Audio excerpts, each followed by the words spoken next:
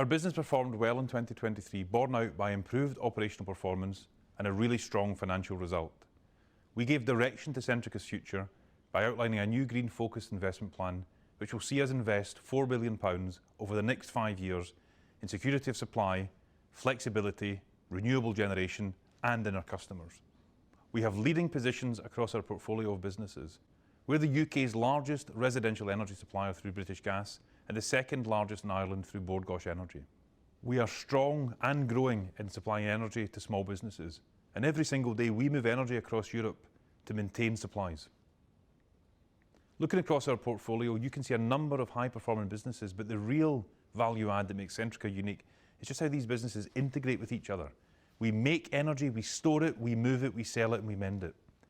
This means that we're incredibly well positioned to adapt to any future changes in the energy landscape and to drive the transition to net zero fairly and affordably. In 2023, I'd say that we got a lot more right than we got wrong, but sadly, we did see an example of getting it wrong in February, when a report highlighted some of our contractors were not treating our customers with the respect they deserve when installing prepayment meters. Now, we've spent time ensuring our policies, our procedures and our practices are up to scratch, and going forward, we'll bring responsibility for those activities in-house. The true test of character is how you respond when things go wrong. And what I'm certain of is that we're putting things right, and we've learned from this. When we get it wrong, we make it right. Nevertheless, it was an extremely difficult thing to deal with because our customers are at the heart of everything that we do. And our incredible colleagues work incredibly hard day in, day out to support them when they're in need. This is why we've committed £140 million to support customers struggling with their energy bills in the UK and in Ireland since the start of this energy crisis.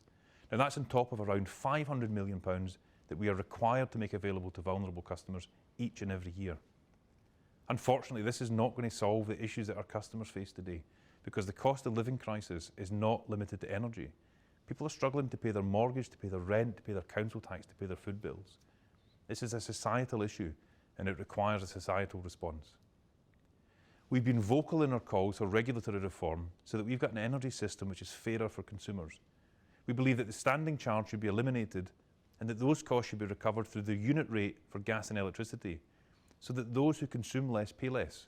We also believe a social tariff should be introduced where those who are financially vulnerable pay less for their energy. Energy companies should also be made to hold sufficient capital to ensure that if they go bust, it's their shareholders who pick up the tab, rather than the terrible situation in recent years where those costs were picked up by consumers or by taxpayers. This can't be right, and the focus for Ofgem has got to be on establishing a fairer energy market for consumers. Finally, I want to take a moment to thank our 20,000 plus colleagues, our 10 million plus customers, and around 500,000 shareholders for their support over the last 12 months. Centrica is now on an incredibly strong footing. Our future is laid out ahead of us, and we're firmly on the path to continue the growth that we've seen in these recent years.